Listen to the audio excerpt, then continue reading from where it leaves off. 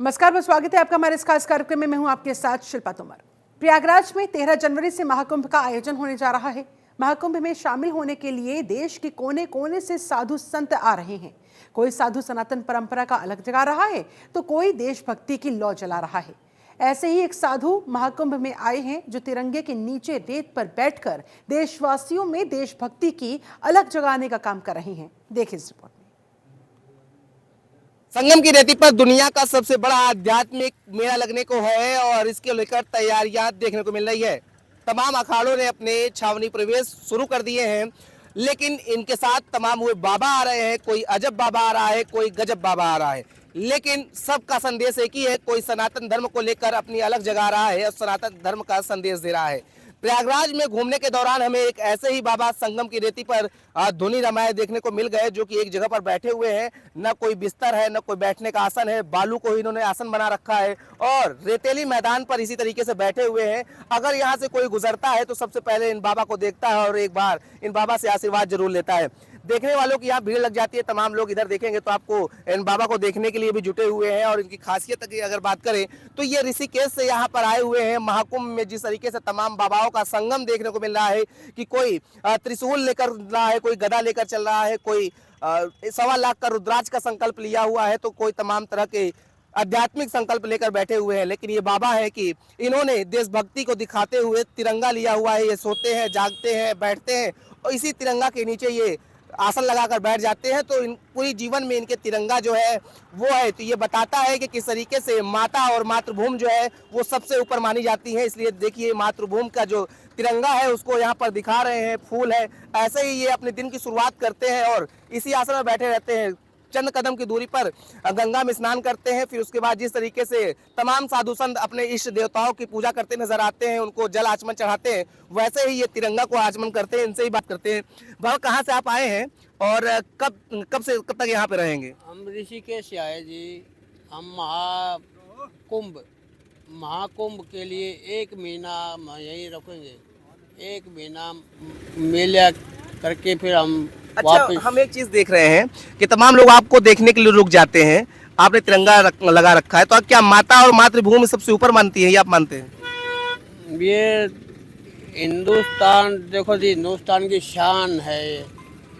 इस शान को बरकरार रखना ये हमारा धर्म है। अच्छा, तमाम साधु संत आए हुए हैं, अखाड़ों में आ रहे हैं। कोई भगवान शंकर की पूजा कर रहा है, कोई माँ गंगा की पूजा कर रहा है, कोई हनुमान जी को प्रसन्न कर रहा है। आपने तिरंगा लिया हुआ है, इसके पीछे का उद्देश्य क्या है? क्या संदेश देना चाह रहे हैं आप? जो त्रिशूल लिया है, डमरू लिया है, और भी अपनी धरती माता की शान है। इसमें कोई अंतर नहीं। माया एक है, माया एक है। ये सब हिंदुस्तान भी, वो भी हिंदुस्तान में के अंदर है, ये भी हिंदुस्तान ये है जी। किसी चीज़ को ले लो, एक को पूजा लग जाओ तो एक ही वही। तो जैसे वो उनको जल आ रहे हैं, जैसे उनकी पूजा करते हैं, वैसे आप तिरंगे की पूजा करते तिरंगे की पूजा देश की, अपने देश की, हिंदुस्तान का बड़ा गौरव है। तो बिल्कुल देखिए, ये संगम नगरी वैसे तो आस्था की नगरी कही जाती है और यहाँ पर अध्यात्म का सबसे बड़ा मेला लगने को है। ऐसे में तमाम तरह के बाबा आ रहे हैं, लेकिन कुछ ऐसे बाबा भी हैं जो तमाम लोगों को संदेश देते हुए नजर आ रहे हैं कि दुनिया में कुछ भी हो जाए, लेकिन माता और मातृभूमि सबसे ऊपर होती है। और ये तमाम तरह के संदेश जो है वो दे रहे हैं। अगर हम बात करें तो तमाम लोग यहाँ पर साधु संतों को लेकर रिसर्च करने आते हैं और ये साधु संत तमाम उन समाज को प्रेरणा भी देते हैं और इसी तरीके से साधु जो है वो तमाम लोगों को प्रेरणा देते हुए नजर आ रहे हैं। और इसी तरीके के बाबा प्रयाग नगरी कुंभ में देखने को मिल रहे हैं। प्रयागराज समिति, जनता टीवी। ये बाबा तो ही बहुत आश्चर्यजनक बाबा हैं, क्योंकि इस आस्था के पर्व में जैसे हमने देखे कि तमाम बाबा, कोई साधु संत है जो कोई रुद्राक्ष लपेटे है, कोई कांटे पे लपेटे है, कोई मतलब तमाम प्रकार की चीज़ें अपने व्यवहारिक तौर पे लिए हुए हैं। लेकिन ये बाबा जो हैं तिरंगा को अपने साथ लेके चल रहे हैं। जब आपको पता होगा, जब माननीय मोदी जी आए थे तो भी ये बाबा पैदल ही पूरे प्रांगण में तिरंगा लेके घूम रहे थे। वहीं 13 जनवरी से प्रयागराज में महाकुंभ का आयोजन होने जा रहा है। महाकुंभ रोजगार के लिए भी जाना जाता है। महाकुंभ में कारीगरों को बड़ी मात्रा में रोजगार मिलता है। इस बार महाकुंभ में 1 करोड़ से ज्यादा भक्तों के आने की उम्मीदें हैं। इन श्रद्धालुओं और पर्यटकों के लिए मेला प्रशासन को बड़ी संख्या में नाव की जरूरत होगी, जबकि मेला प्रशासन के पास बहुत कम संख्या में नाव है। नाव की कमी को पूरा करने के लिए बड़ी संख्या में नाव का निर्माण करवाया जा रहा है।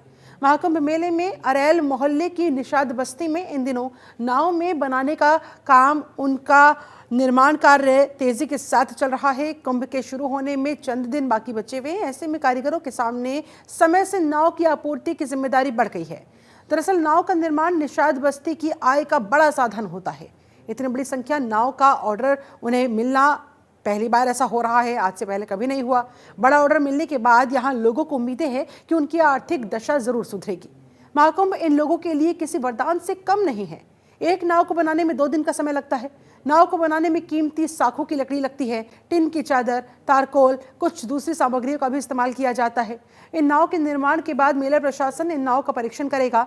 उसके बाद इसको लाइसेंस इसका जारी किया जाएगा। कुंभ मेला प्रशासन ने नाविकों के हित में बड़ा फैसला लेते हुए नाव के किराए में 50% की वृद्धि भी की। उन्हें लाइफ सेविंग जैकेट्स दी जा रही है। साथ ही उन्हें 2 लाख रुपए का बीमा कवर भी मिलेगा। जब हम महाकुंभ मेले की बात करते हैं तो उसके धार्मिक और आध्यात्मिक पक्ष की भी चर्चा जरूर होती है, लेकिन कुंभ के आर्थिक पक्ष को हम नजरअंदाज कर देते हैं। कुंभ मेले से प्रदेश की अर्थव्यवस्था, उसकी रफ्तार तो बढ़ेगी ही, साथ ही लाखों गरीब परिवारों को भी इसका बड़ा लाभ मिलेगा। उनकी आर्थिक स्थिति जरूर सुधरेगी, ये उम्मीद जताई जा रही है। यहाँ पे है सब अपने बहुत सारे लोग हैं यहाँ पे नाव बनाने वाले हैं। बाहर से भी लोग आए हुए हैं नाव बनाने के लिए। और पूरा मोहल्ला ही बनाता है? नहीं, पूरा मोहल्ला बनवा रहा है। अच्छा। पूरा मोहल्ला नाव बनवा रहा है और काफी मतलब हर दूसरा तीसरा घर नाव बनवाते हैं। क्या इस बार कुंभ में उम्मीद है आप लोग को? इस बार उम्मीद तो लगाए हुए हैं, बाकी अच्छा ही जाए। क्या आर्थिक स्थिति इस बार अब महाकुंभ है तो अच्छा ही जाएगा, क्योंकि इस बार हर जगह जगह नाव बन रही है। यहाँ अरेल में हर जगह दूसरा तीसरा नाव। इस बार आप अच्छे से घुमाएंगे? इस बार के महाकुंभ में बड़ी संख्या में श्रद्धालुओं के, पर्यटकों की आने की उम्मीदें हैं। करोड़ों में इनकी संख्या जा सकती है। इन्हीं श्रद्धालुओं के लिए, पर्यटकों के लिए करीब 4000 से ज्यादा नाव की आवश्यकता होगी, जबकि मेला प्रशासन के पास केवल 1455 नाव है। नाव की कमी को पूरा करने के लिए युद्ध स्तर पर नाव बनाने का काम भी चल रहा है। देखिए जरा। इस बार के महाकुंभ को लेकर कई वर्ग के लोगों को खासी उम्मीद है और रोजगार को लेकर के भी लोगों को उम्मीद जगी हुई है। हम इस समय अरैल के उस गांव में मौजूद है जहां पर तमाम नाविक रहते हैं और ये नाविक केवल नाव चलाने का ही काम करते हैं। संगम पर ये यात्री जो आते हैं उनको पहुंचाते हैं और उससे 2 पैसा कमाते हैं और इनका घर परिवार चलता है। इस समय हम एक कारखाने में मौजूद है और कारखाने में आपको नाव जो है वो बनती हुई दिख रही है। देखिए, तो सबसे पहले ये नाव को जो है वो तैयार किया जा रहा है। लकड़ी अगर बात करें तो सागवान के उस लकड़ी को इस्तेमाल किया जाता है जो लकड़ी सालों साल तक चलती है और पानी में भी खराब नहीं होती है।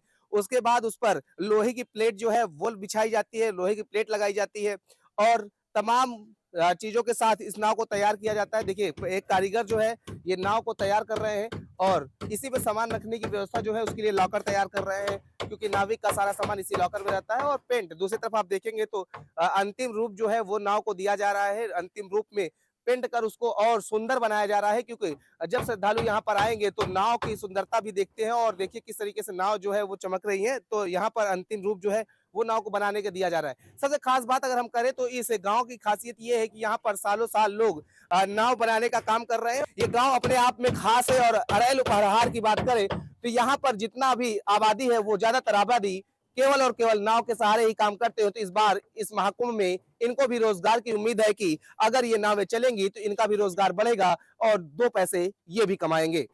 लेकिन वहीं अगर प्रशासन की बात करें तो प्रशासन ने भी नाव को चलाने के लिए तमाम वो तैयारियां कर रखी है, जिस पर गाइडलाइन जारी की गई है। लगभग 4000 नावें जो है वो महाकुंभ में संगम पर तैरती हुई नजर आएंगी, जो श्रद्धालुओं के गंतव्य को सुगम बनाएंगी और श्रद्धालुओं को एक घाट से दूसरे घाट तक पहुंचाएंगी। इस पर तमाम तरह की जो पाबंदियां है वो लगाई गई हैं। तमाम नावों को पहले रीचेक किया जाएगा, उनको पानी में उतरवा कर चेक किया जाएगा कि नाव खराब नहीं है, नाव में किसी प्रकार की दिक्कत नहीं है। उसके बाद ही अगर वो नाव पास हो पाती है तभी वो महाकुंभ के दौरान तमाम शाही स्नानों या अन्य पर्वों पर संगम पर तैरती हुई नजर आएंगी। तो प्रशासन भी इसको लेकर पूरी तरीके से तैयार मुस्तैद नजर आ रहा है। प्रयागराज से अमित मिश्रा, जनतन टीवी।